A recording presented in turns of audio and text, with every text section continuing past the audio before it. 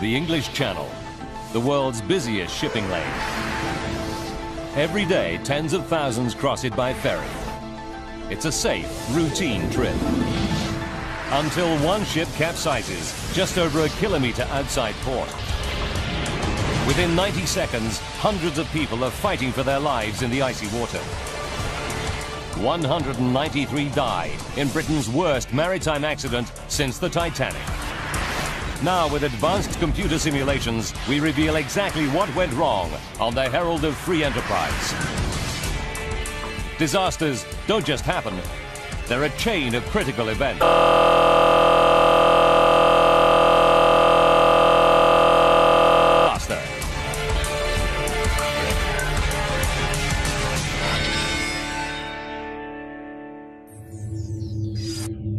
Europe, Belgium, Zeebrugge.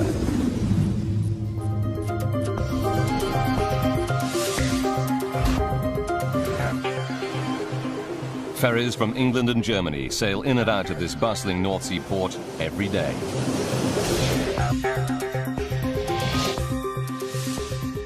March 6th, 1987, a chilly winter's day. The Herald of Free Enterprise, an 8,000-ton car and passenger ferry owned by the European shipping company Townsend Torresen, arrives from Dover. She's made the 4.5-hour journey across the English Channel safely thousands of times. The Herald is on a tight schedule. She must complete 4 crossings every day. And between each trip, her crew must offload passengers and vehicles, clean the ship, and then reload for the next trip, all in the space of 90 minutes. Today, the Herald is just barely staying on schedule. 4 p.m.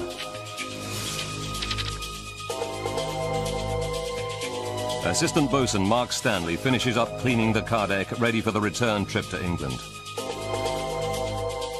He's been on duty for more than 5 hours, but will get an hour-long break before the ship sails for home. While the Herald's crew works hard, her passengers savor the last hours ashore, enjoying the shops, restaurants and cheap alcohol of continental Europe. Most are British tourists, like 19-year-old bartender Simon Osborne. He's on a day trip to Belgium with a group of friends. We spent the afternoon on a pub crawl, you know, from bar to bar around Ostend. It was a really good day, a good lad's day out. They order one last round of drinks. Soon, they'll be leaving to sail home on the Herald.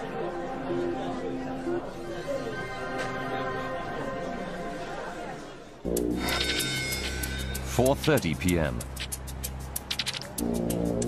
Assistant bosun Mark Stanley completes his duties and heads to a crew cabin for his break. He won't be needed on the car deck again until just before the ship sails at 6 p.m.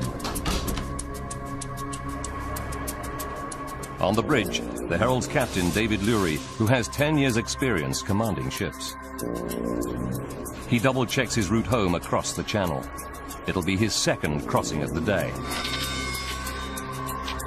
By 5 p.m., cars and trucks are starting to roll onto the Herald's lower car deck through her giant bow doors. A cut-price ticket deal means the ship will be at capacity tonight, and the crew have just 1 hour to complete loading. Once the lower deck is full, the crew must load the upper car deck.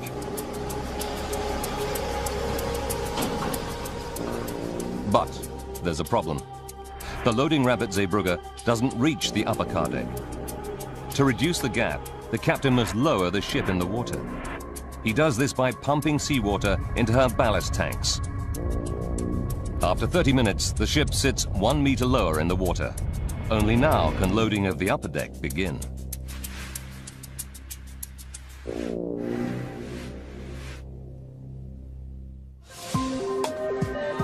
The cheap ticket deal means the ship is packed with passengers too. Tonight, there are 459 on board. 5:30 p.m. Michael and Maureen Bennett, their 20-year-old daughter Teresa and her boyfriend, make their way home after a day out by the seaside. Teresa arranged the outing to mark a special family occasion for her mother and father. It was our wedding anniversary on the 1st of April, and Teresa thought it'd be nice to take us out. We walked along Ostend Harbour, all around the lovely shops there. We really had a smashing time over there.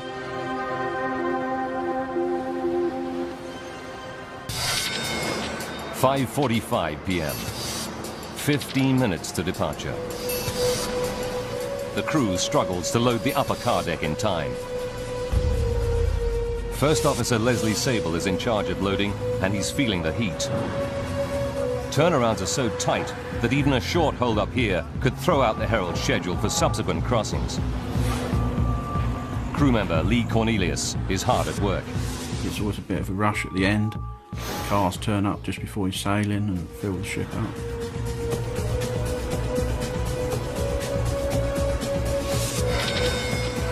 "5:57.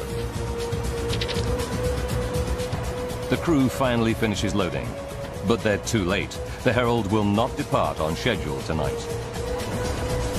Lee Cornelius places the safety chain across the bow doors.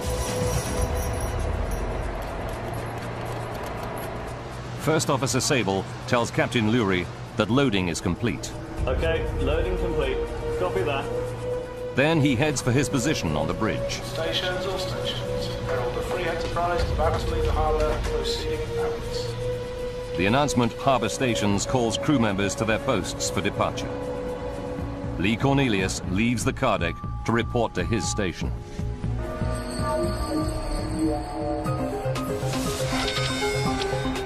"6:05 p.m. Captain Lurie starts up the ship's 3 9,000 horsepower engines. They're 5 minutes late. But weather reports say the channel is calm with only a light wind. He might be able to make up the time on the crossing. Michael and Maureen Bennett go to the restaurant on sea deck to grab a bite to eat. Spirits are high among the homeward bound passengers. It was a happy atmosphere on board. It was, you know, everybody had enjoyed themselves. Their daughter Teresa and her boyfriend are also on sea deck, relaxing in the lounge area. We got a drink. We just sat talking about the crossing back. I don't really like travelling on boats, so it's quite a big thing for me to travel out there anyway. The Herald steams out of Zeebrugge harbour. She's now heading out into the icy waters of the North Sea. 19-year-old Simon Osborne leaves his friends in the cafeteria. He goes to the perfume counter on sea deck to buy a gift for his girlfriend. 6:24 p.m. As the ship approaches the outer harbour, Captain Lurie accelerates up to 18 knots, the maximum speed permitted. There's a party atmosphere among the homeward bound passengers. Then, out of the blue, the ship lurches violently, throwing Simon Osborne off balance. Very suddenly there was a jolt, and the woman turned round and kind of stared at me and started screaming.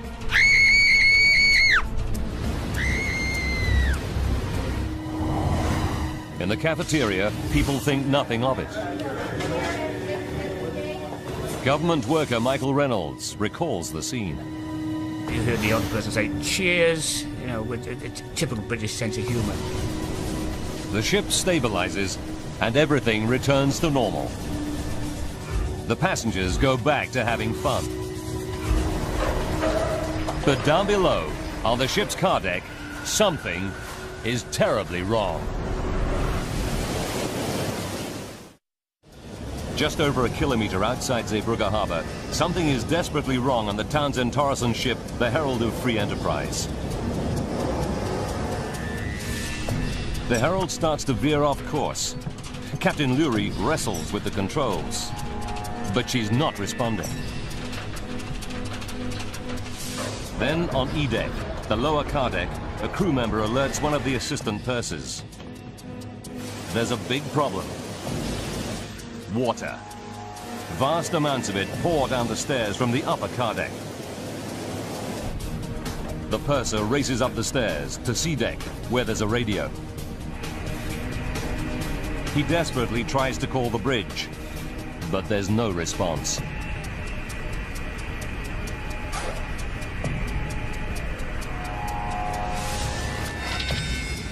(6:28 p.m.) Now, a massive jolt.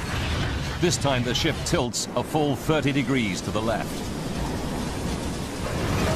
Before Captain Leary can issue a mayday call, the tilting ship throws him to the floor. The fall knocks him unconscious. As the ship tilts, English couple Michael and Maureen Bennett struggle to hold onto their table in the cafeteria. The sensation you get is like somebody's pulling a rug from underneath you. You can't get any foothold, you can't hold on to anything. The 8,000-ton ship now starts to roll over. 19-year-old Simon Osborne loses his footing. I was sliding down. It was as if literally the world had been turned upside down. The only thing that was stopping me from going over, because the tables were strapped to the floor. If the tables had shifted, I would have gone. As the Herald of Free Enterprise capsizes, there's a terrible grinding noise. Now the seawater breaks through the ship's portholes. I was standing there, rooted, staring at this wall of white water coming towards me. And I thought then, you're going to die. The ship's sinking, and you're going to die. Thousands of tons of water gush into the ship under huge pressure. It's just like having a fire hose fitted on you, really. It just pushed you back up the boat.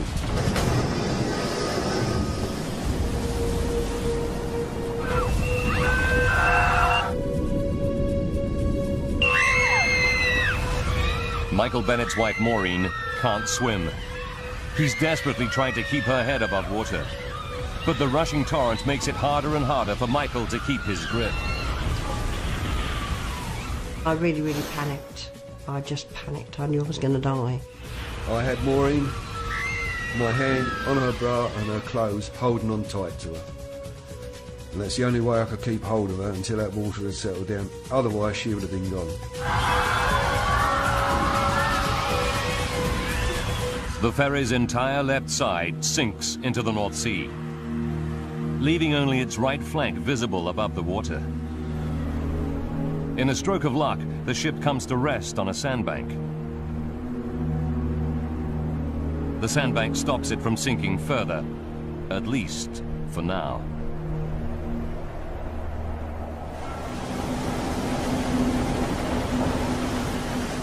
At the edge of the harbour, the Belgian vessel Sanderus dredges the shipping channel. She's about 1 kilometre from the Herald. Her crew sees the bright lights of the Herald flicker and then go out.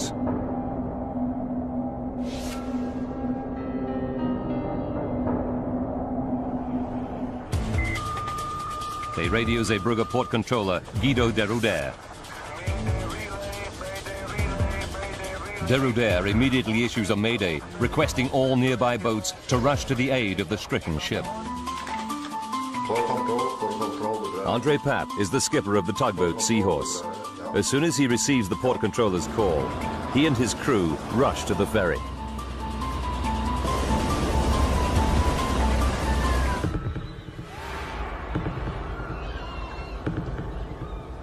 Inside the flooded Herald, more than 500 passengers and crew fight for survival. A dazed Michael Bennett struggles to keep his wife Maureen afloat in the freezing water.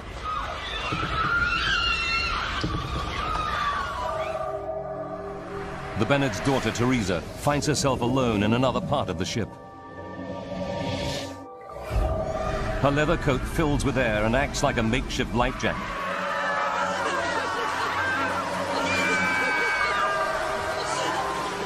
But now, people struggling in the water below her try to grab her to stay afloat. You could feel people holding onto your coat, holding onto your trousers, and literally trying to climb over you. One of the worst things is you've got someone holding onto you and then all of a sudden it's gone.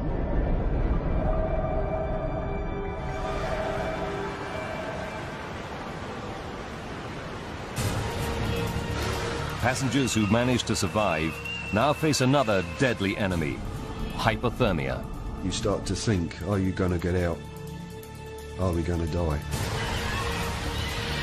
The North Sea water is just a few degrees above freezing. At these temperatures, most people will lose consciousness in just 20 minutes. Mayday relay. Austin radio. Mayday message number 1. A glass partition traps government employee Michael Reynolds. To keep his head above water, he stands on the side of a chair fixed to the floor. Water inside the ship continues to rise rapidly. There was no more than 18 inches of air. And I remember thinking, if we go any deeper, then you know that is it.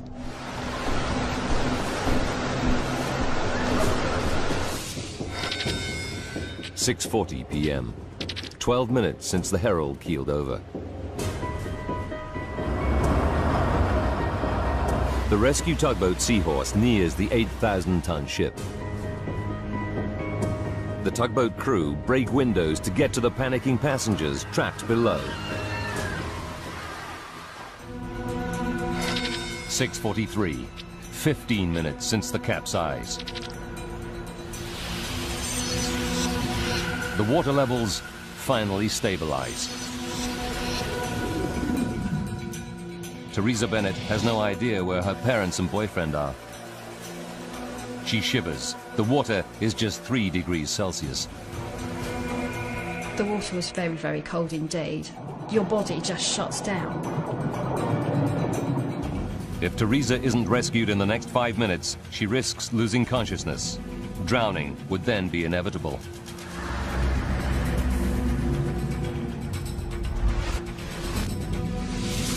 Towards the stern of the ship, Teresa's parents also struggle against the cold.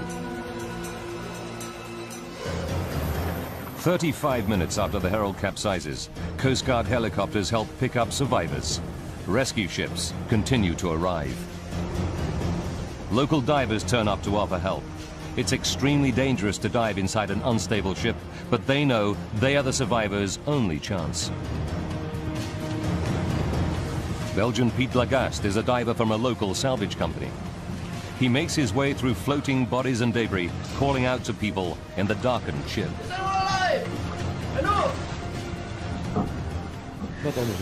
With the lights, we saw that the people in the water were moving.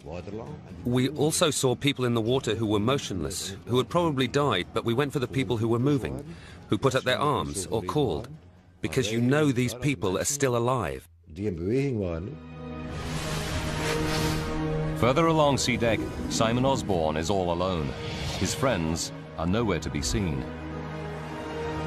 All around him, silence has fallen. There were these people shouting, screaming, and as the time went on, it became less and less. A diver reaches an exhausted and frozen Michael and Maureen Bennett. Rescuers throw a rope down to them. They're just in time. As they pull Maureen up to safety, she loses consciousness.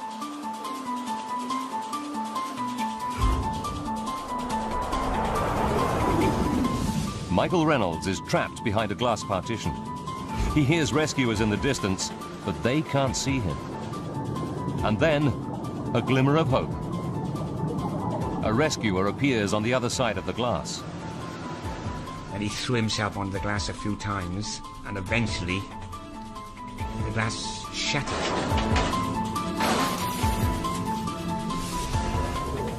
Now an exhausted Simon Osborne hears glass breaking.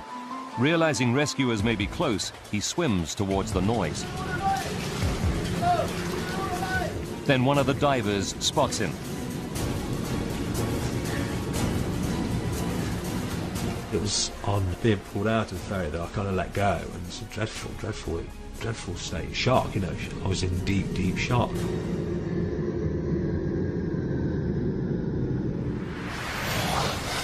"9 p.m. It's 2.5 hours since the Herald capsized. Divers are still finding survivors. But dead bodies are starting to outnumber the living. 11:30. Diver Pete Lagaste has now been on the Herald of Free Enterprise for 4.5 hours. He's losing all hope of finding any more survivors. On shore, 35 ambulances rush the wounded to nearby hospitals. Just hours earlier, Maureen and Michael Bennett were celebrating their 9th wedding anniversary. They now lie side by side in a hospital ward with serious injuries. Maureen is frantic with worry about her missing 20-year-old daughter, Teresa. I still was worrying where the hell Teresa was. I just couldn't get that out of my mind. Where was she? Where was she?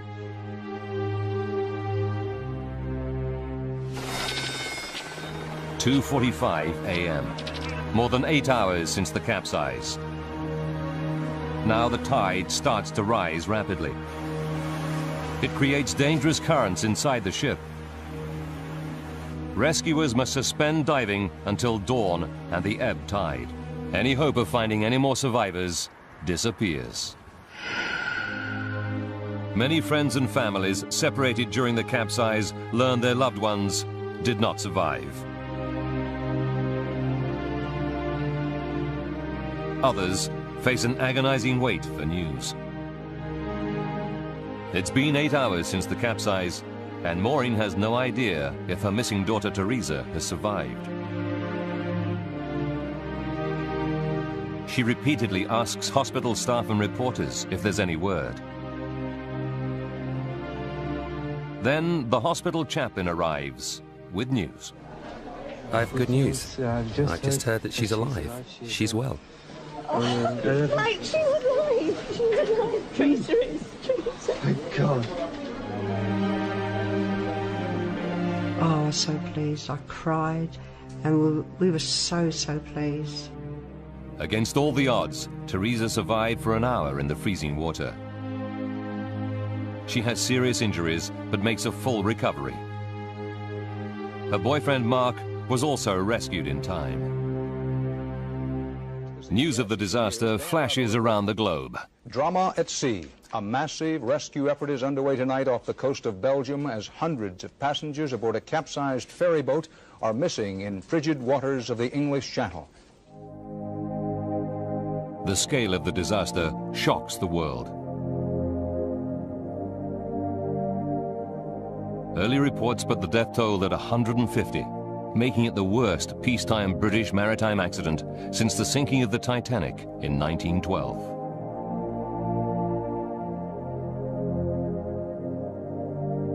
As dawn breaks, stories emerge of miraculous survival and heroic actions by passengers and crew. One man acts as a human bridge so that others can escape.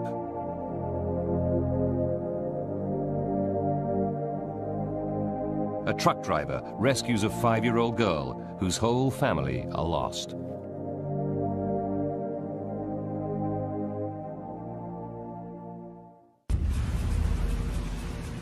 The disaster is unimaginable. How could a modern 8,000-ton vessel sailing in perfect conditions capsize in only 90 seconds just over a kilometre out of port? As the Herald is a British vessel, the UK government's Department of Transport hires the investigators. Ian Dan, one of Britain's leading naval architects, has been investigating marine accidents for 32 years. The scale of this tragedy shocks him. I think this was one of the worst disasters that I've ever had anything to deal with, because there were people who had walked on board that ferry, and within 20 minutes of the ferry leaving port, they were fighting for their lives. Dan must find out exactly what happened on the night of March 6th to ensure that such a catastrophe never happens again. Now, by rewinding the events of that fateful night and by going deep into the investigation, we can reveal what really caused the Herald of Free Enterprise to capsize. Advanced computer simulation will take us where no camera can go, into the heart of the disaster zone. The day after the tragedy, investigators take a boat out to the capsized Herald.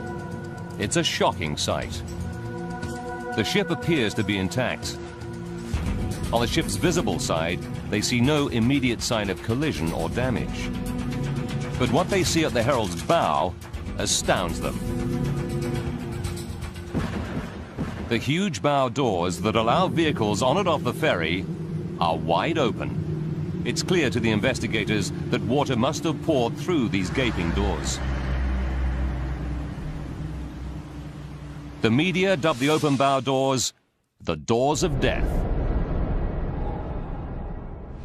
Ian Dad's team need to find out why the doors are open. We thought at the time that perhaps she might have hit something which would have caused it to capsize, or she could possibly have got very close to one bank or other of the approach channel to Zeebrugge. The team know that the Herald came to rest on a sandbar about 1 kilometre from the harbour entrance. There are several of these underwater obstructions just outside Zeebrugge. To avoid them, ships follow a marked channel 900 metres wide that port authorities keep clear by constant dredging. So did the Herald collide with the sandbar, causing fatal damage to her bow doors? Investigators discover that the Zeebrugge Port Authority routinely tracks all ferries by radar up to about 3 kilometres from the harbour. It shows the Herald going off course in her final moments, but the radar data reveals that she doesn't hit the sandbar. In fact, as she capsizes, she settles onto it. The ship veers off course because she was already in trouble.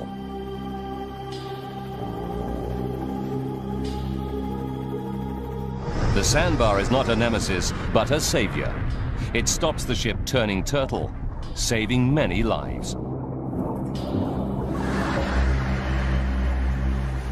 Investigators realize the theory that the bow doors were damaged by a collision is a dead end. Herald of Free Enterprise. They interview Port Authority personnel on duty the night of the disaster. It gives them a new lead. Port Controller Guido de Ruder relates a strange report he received from the captain of the dredger Sanderos 20 minutes after the Herald left port. He told me that he could see lights, and he thought that the bow doors were still open, that he could see cars and trucks through the bow doors. It's staggering news. It appears to investigators that the Herald actually left port and set out to sea without closing her bow doors. How could this happen? To find out, they question surviving crew members who worked on the car deck that night.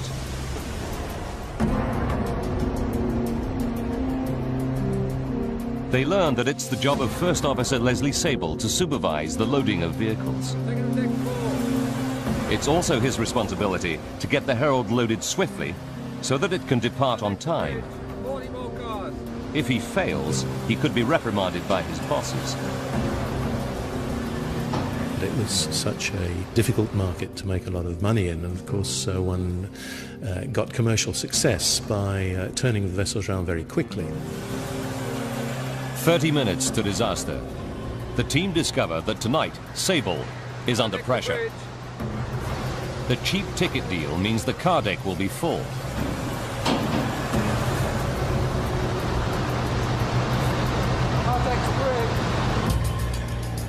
As the last car rolls onto the ship, the call is announced for harbour stations. Stations, all stations. Herald of Free Enterprise, about to leave the harbour, proceeding outwards. This is the signal for crew to go to their positions for departure. Lee Cornelius's final duty on the car deck is to put a safety chain across the bow doors. First Officer Leslie Sable hurries to the bridge. They're now 5 minutes behind schedule. He is the last to leave the lower deck.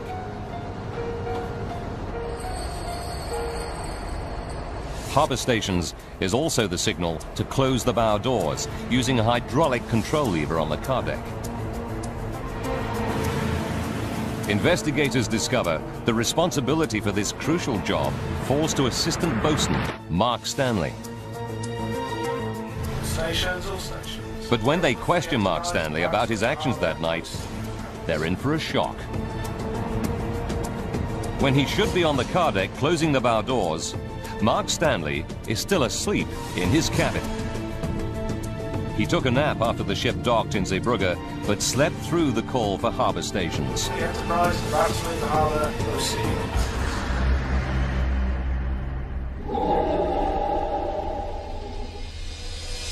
But the investigators are puzzled.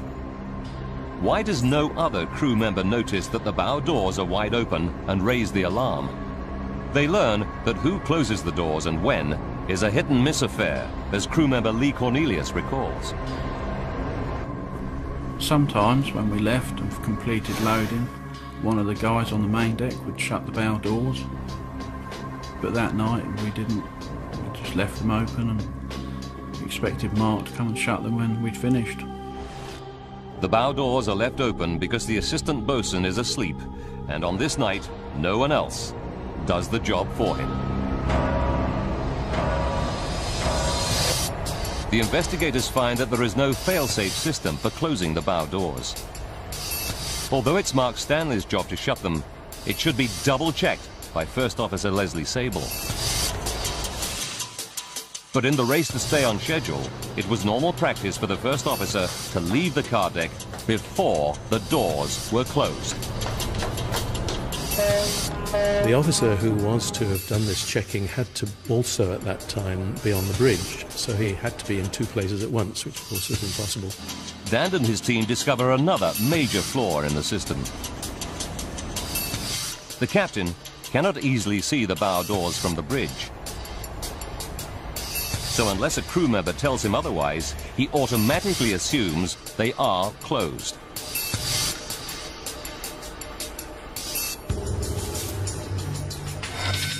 "23 minutes to disaster. Captain Lurie backs out of berth 12.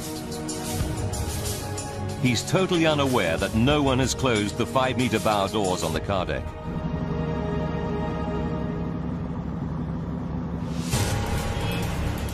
It's clear to investigators that a combination of human error and poor systems causes the Herald to sail with her bow doors open.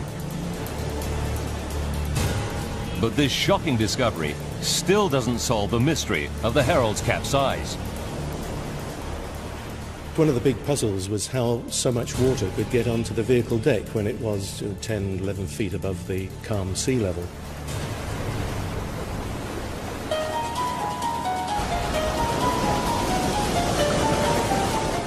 It would take thousands of tons of water to capsize a ship the size of the Herald. But the bow doors to her car deck are sited nearly 3.5 meters above the waterline. Investigators suspect that in calm seas, they should be well beyond the reach of any waves. Then they discover that 4 years before, the Herald's sister ship set sail from Dover with her bow doors open. And yet she survived without incident. It confirms their suspicions. Even with her doors open, the Herald should have made it safely across the channel. So why didn't she?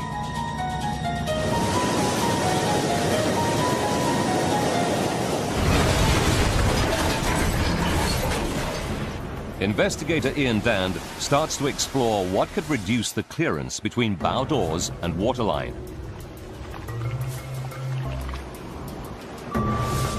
He discovers that the short loading ramp at Zeebrugge causes a problem. It's not long enough to reach the Herald's upper car deck. So Captain Lurie must fill a ballast tank in the bow with seawater to lower the Herald to the right level.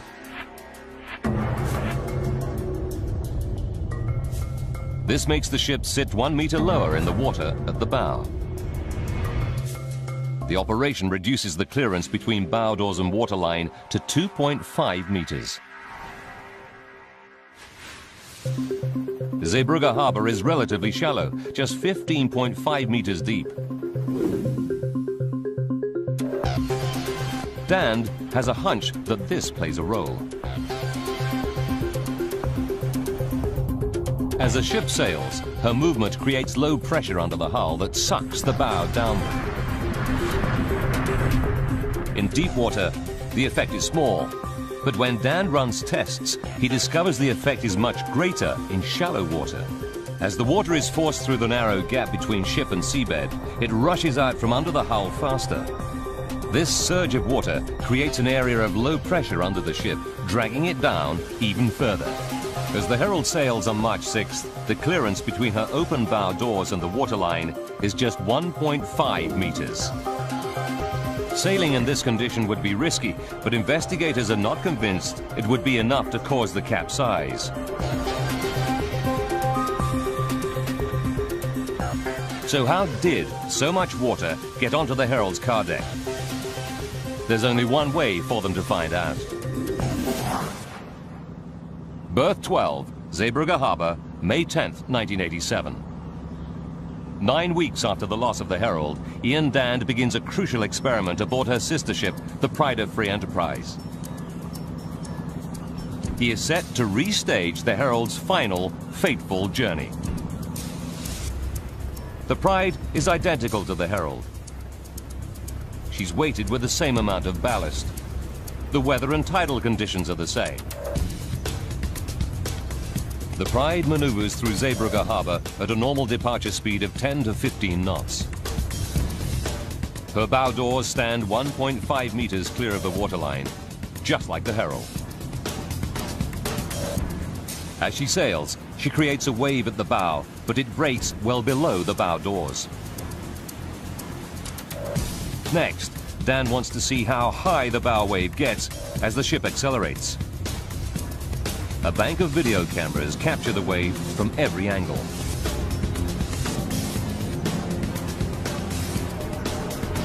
At 16.9 knots, the wave crests safely below the bow doors, rolling away from the ship.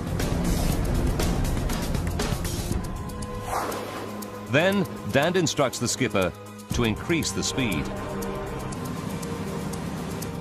The ship is now sailing at 17.4 knots. The acceleration has an immediate effect. Not only does the bow wave increase, but it also changes direction. Instead of rolling forwards, the wave splashes back, up towards the bow doors. Compelling, but not conclusive. The wave is only 2.5 meters, still not big enough to flood the car deck. Dan believes the Herald was sailing faster when she left port. He ups the speed half a knot to 18 knots, the maximum permitted speed.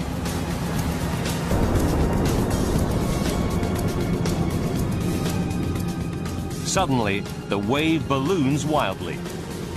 It is now almost 4 meters high, big enough to engulf the bow doors. On the Herald, water would be cascading straight onto the car deck. I was horrified to see the amount of water that came over the bow of the Herald on the full-scale trial.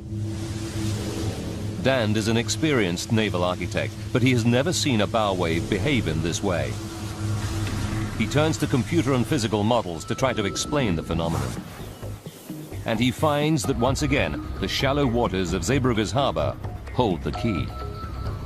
Like all ships, the Herald throws up a bigger bow wave in shallow water than she does in deep water. It's called shallow water effect. The effect gradually becomes greater as the ship increases her speed. But the models confirm that when the Herald reaches 18 knots, it triggers a step change. There is a huge leap in the size of the bow wave.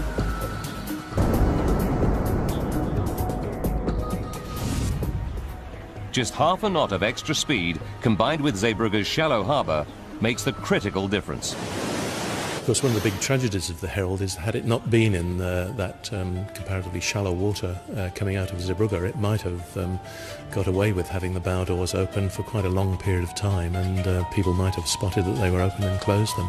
Instead, the bow wave of almost 4 meters surges straight through the open doors.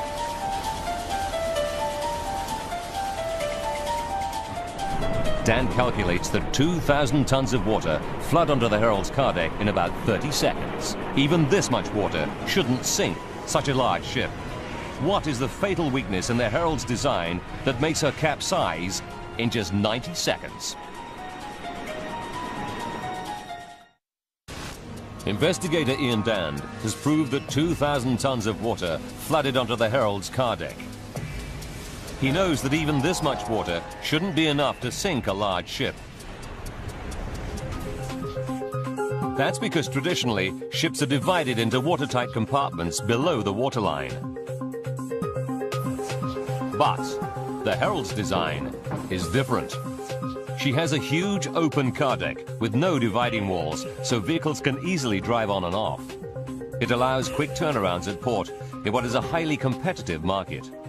But the Herald's greatest commercial strength ends up being her downfall.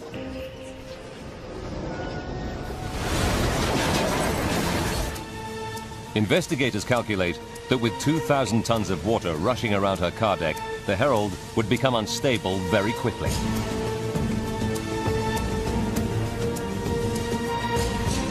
As the Herald sails, she naturally rocks from side to side. The water surges to the lowest point, making the ship tilt. At first, the ship's huge buoyancy allows her to recover. Water is rather an unstable entity and would rush to one side or the other of the vehicle deck, acting like a sort of pendulum, if you like. With each swing, the water surges more violently, causing the ship to tilt more steeply. Eventually, the ship reaches a point where she's unable to recover.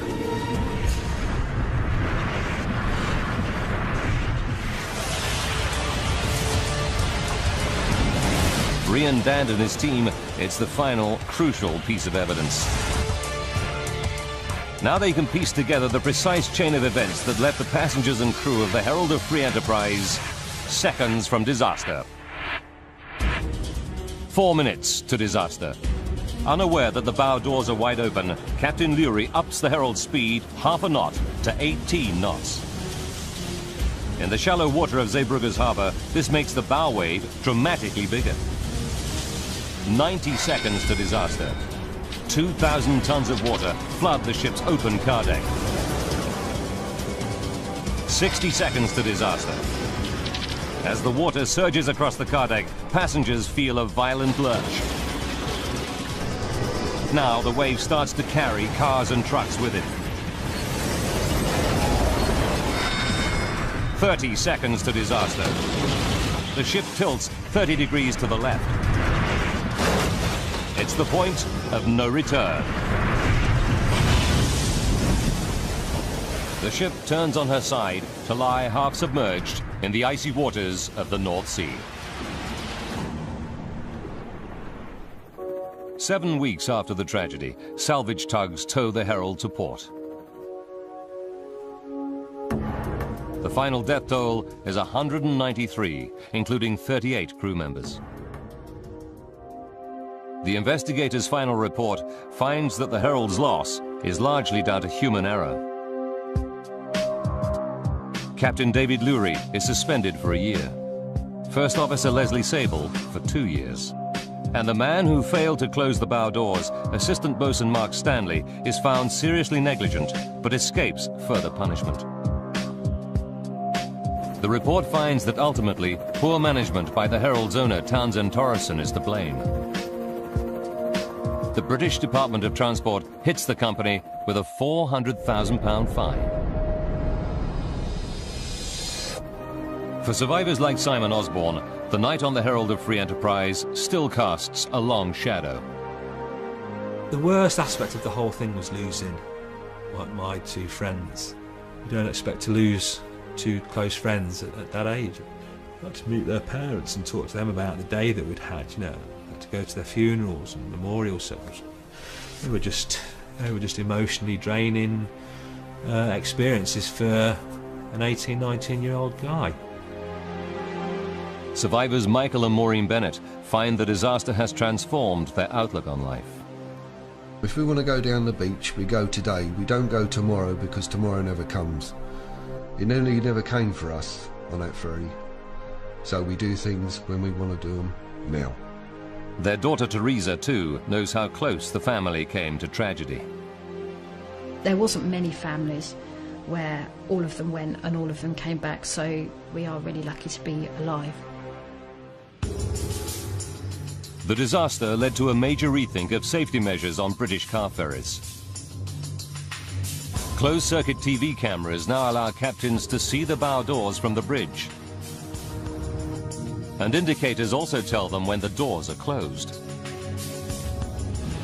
Shipping companies must modify their vessels to improve stability with features such as dividing bulkheads. It means that if a ship takes on water, it must be able to survive for at least 30 minutes without capsizing. The Herald of Free Enterprise disaster was a wake-up call to the maritime industry. The safety regulations it prompted have set a new high standard for the world to follow.